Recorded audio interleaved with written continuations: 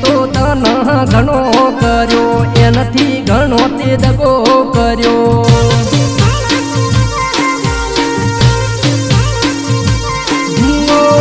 ખેતરનું બોનું કરી ફોન તન કરતા ભાઈબંધનું બોનું ગાડી મળવા તન આવતા મેં ફોનમાં વાતો